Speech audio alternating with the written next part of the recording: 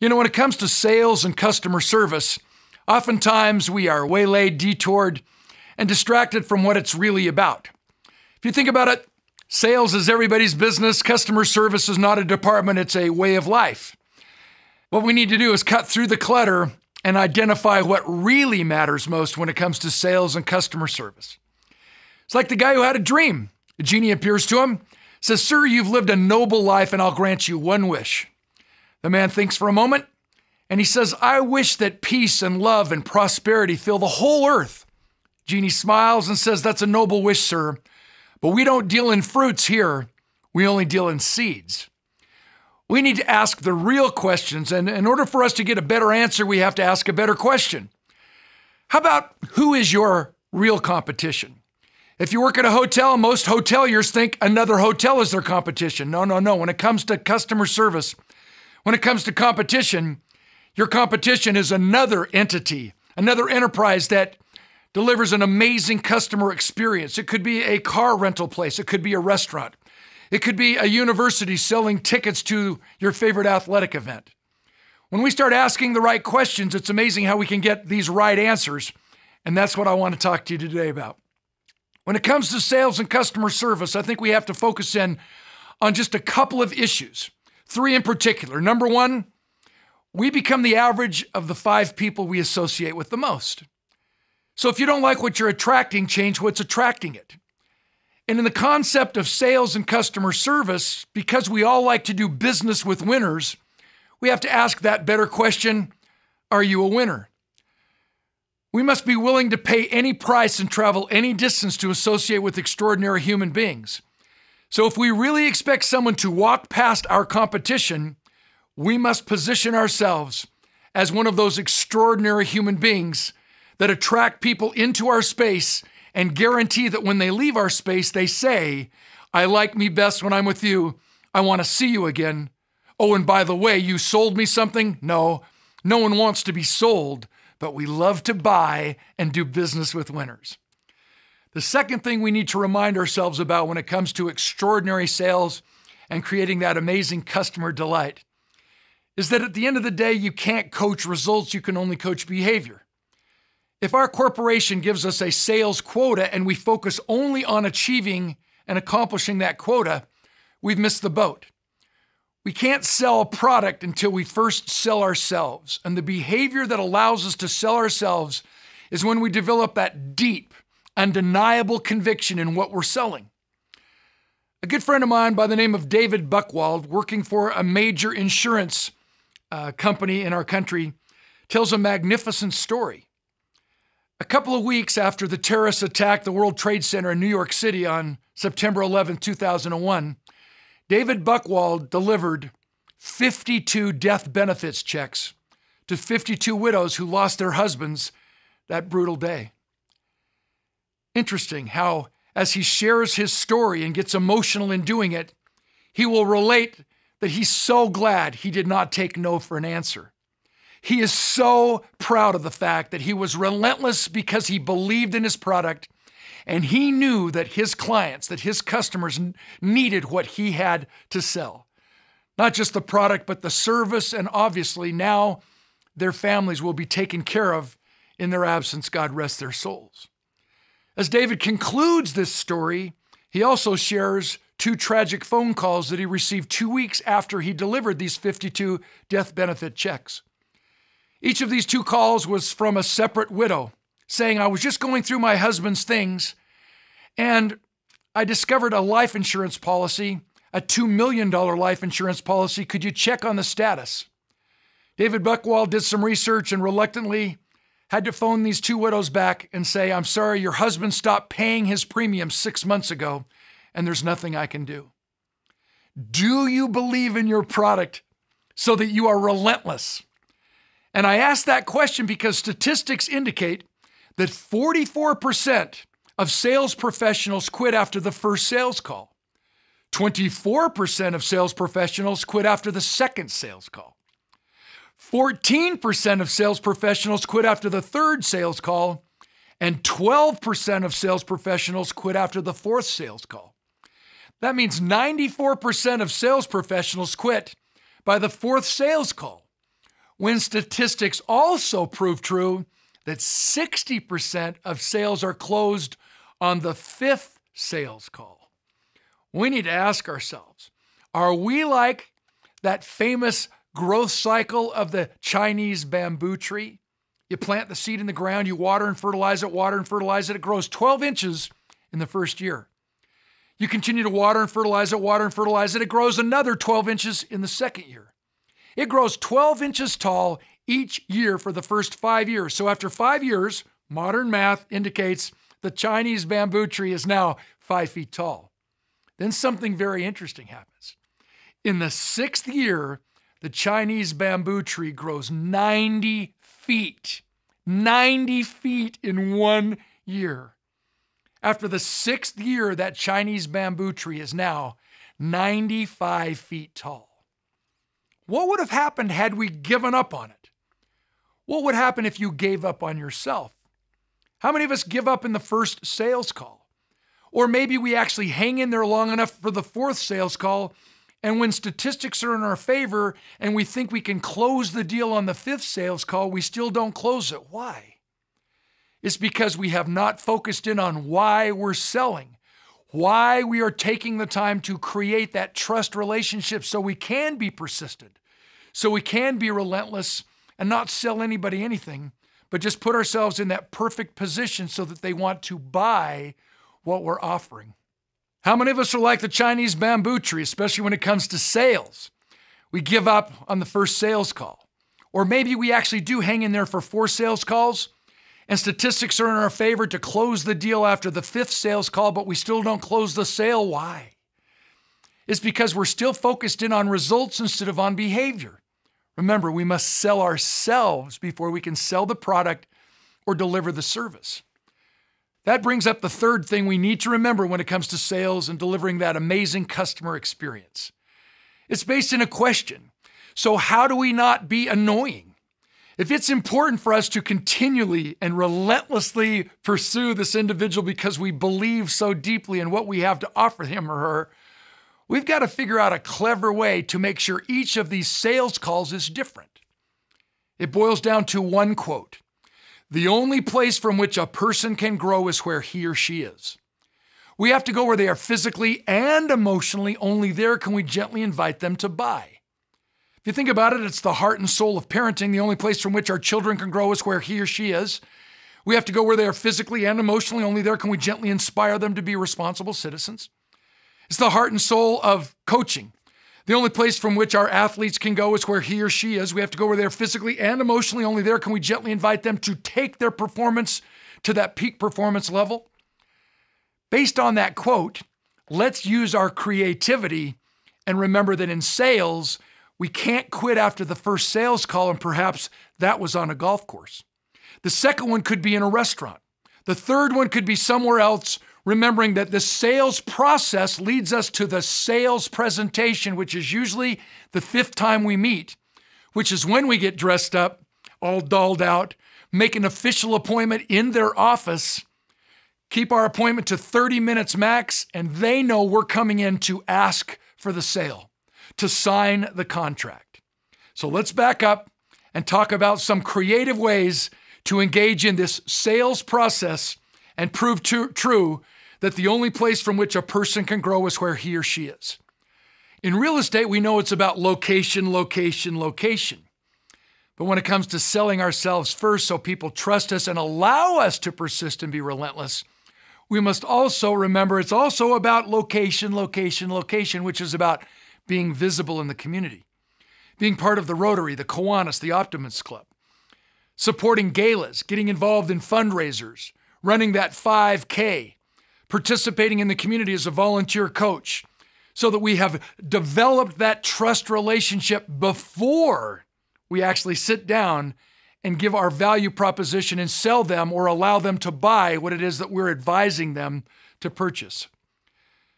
To make my point, let me share a very, very important story to me and tie that into the business side of this concept that we're discussing. What I call this idea is mutual respect and support. The definition I've said, the only place from which a person can grow is where he or she is. We have to go where they are physically and emotionally, and that's where we connect. And because I believe that if it's a correct and true and right principle, it should apply across the board, not just in business, but with the military, in the world of sports, and in the world of education. So to prove my point that this is a true principle of sales and customer service success, I decided to contact one of my old high school teachers. His name, Mr. Croft. In high school, Mr. Croft taught anthropology, so I never signed up for his class. He taught anthropology, and the only thing I know about anthropology is that we came from the goo, went through the zoo, and now we're you, whoop-de-doo. So I never signed up for his class, but that didn't stop Mr. Croft from touching my heart, touching my life, and the lives of those who I associated with. You see, I was the captain of my football team, basketball team, baseball team. Mr. Croft came to every game.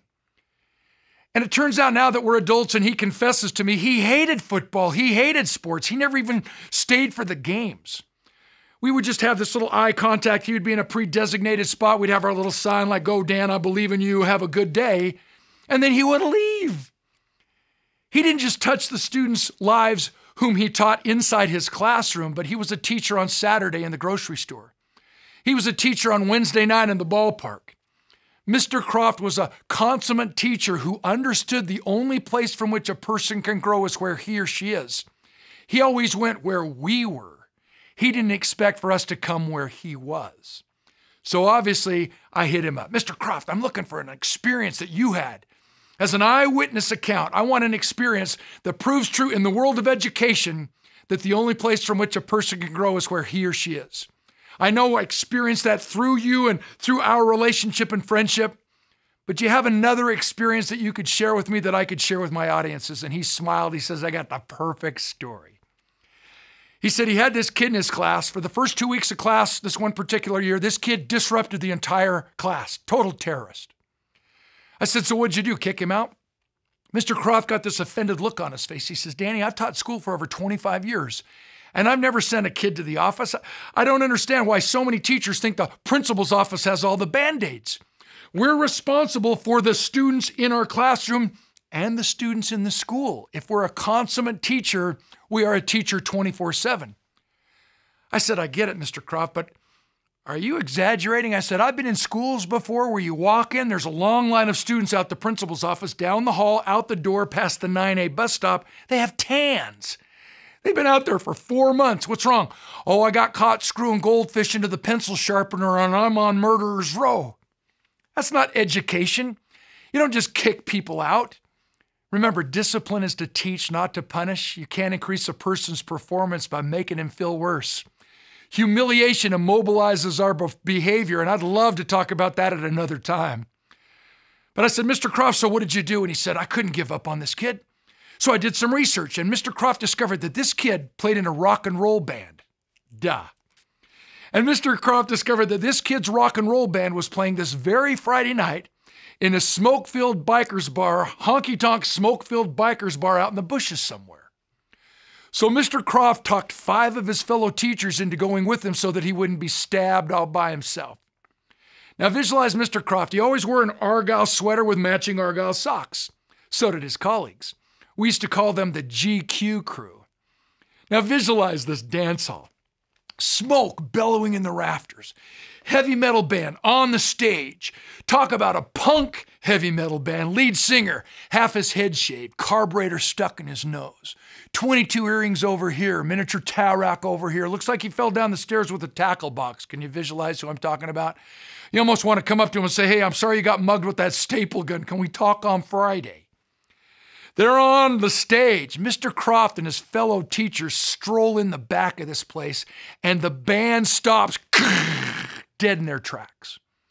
Every single eye in that now quiet dance floor turns and stares down Mr. Croft and his fellow teachers. And through the reverberation system of the microphone, you can hear the bass player say to the lead singer, "Whoa, who are those 6 proctologists just came in the back door?" Lead singer says, "Whoa, those are teachers from my school." And he cups his hands and yells across the dance floor, "Hey, Mr. Croft, what are you guys doing here?" Mr. Croft said his heart starts pounding all the way up into his neck. He has cotton mouth. He can't even breathe. And he says, We heard your band was incredible and we came to support you. Carburetor almost fell out of the lead singer's nose. Feeling more acceptance now, Mr. Croft yells back, yeah, we heard your band was groovy and we came to check you out. With that communication gap, that generation gap, obviously everybody kind of giggles, but it was enough for that band to crank back up their music. Mr. Croft and his fellow teachers only stayed there 15 minutes. It's all the noise they could take. That was Friday night. Question, Monday morning, was this kid a discipline problem in Mr. Croft's classroom? No way. Was this kid a discipline problem in Mr. Croft's classroom for the rest of the school year? No way. Was this kid a discipline problem in other teachers' classrooms for the rest of the year? Way. And what was the difference? Product knowledge, education, all the letters behind your name, an emphasis on product, an emphasis on product, an emphasis on, wait, this is what I have to sell. I have this quota. I'm running out of time. You got to buy, you got to buy, you got to buy. No. What Mr. Croft did is understood. Sales 101, customer service 101. The only place from which a person can grow is where he or she is. Mr. Croft went where he was. And through respect, mutual respect and support, he invited him back into his world. And the interesting principle involved here is called psychological reciprocity. In the course of a conversation, in the course of an event, if I go out of my way to make you feel intelligent, wanted, important, needed, before that conversation or that event stops, before it ends, I've created a moral obligation for you to also make me feel equally intelligent, equally smart, wanted, important, needed.